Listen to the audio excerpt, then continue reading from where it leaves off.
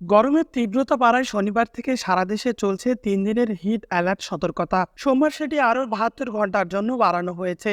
তীব্র গরমে রাজধানী ঢাকা সহ গোটা দেশের মানুষের হাসফাস অবস্থা। এমন পরিস্থিতিতে স্বাভাবিক কারণেই প্রশ্ন উঠেছে, কি করছেন ঢাকা উত্তর সিটি কর্পোরেশনের চিফ হিট অফিসার বুশরা আফরিন। 1 বছর আগে দায়িত্ব নেওয়া বুশরা দেশের একটি টেলিভিশন চ্যানেলে মুখোমুখি হয়ে নিজের কাজ ও বিভিন্ন প্রতিবন্ধকতার কথা জানিয়েছেন। তিনি বলেন, সবাইকে একসাথে নিয়ে হিট মোকাবেলা করব, এটাই আমার কাজ। তবে আমি স্বাধীনভাবে কাজ করছি না, আমাকে সিটি কর্পোরেশনের অধীনে কাজ করতে হচ্ছে।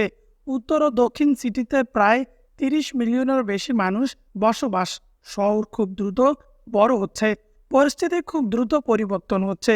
হিট নিয়ন্ত্রণে কাজ করতে এখানে প্রচুর বিনিয়োগের প্রয়োজন।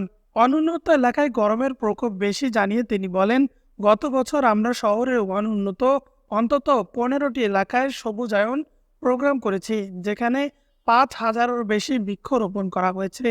পাশাপাশি তাদেরকে সবুজায়নের প্রয়োজনীয়তা নিয়েও সচেতনতা সৃষ্টির কাজ করা হচ্ছে। স্থানীয় বাসিন্দাদের আমরা বুঝেছি নিজেও ও পরিবারের সদস্যদের কিভাবে গরম থেকে বাঁচাতে পারবো।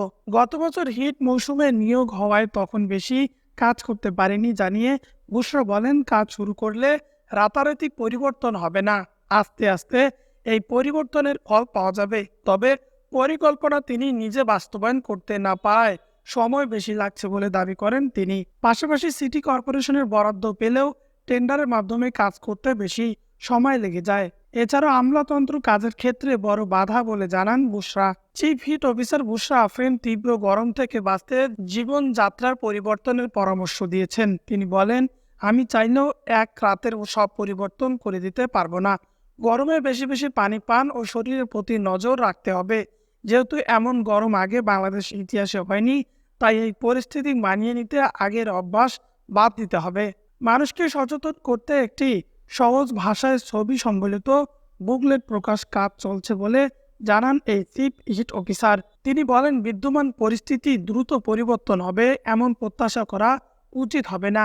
আমি মনে করি সব আলোচনাই ইতিবাচক, সমালোচনার দিকে নজর না দিয়ে কাজ করে সময় পার করছেন বলেও জানান বুশরা আফরিন। ডেস্ক রিপোর্ট, উত্তরের সময়।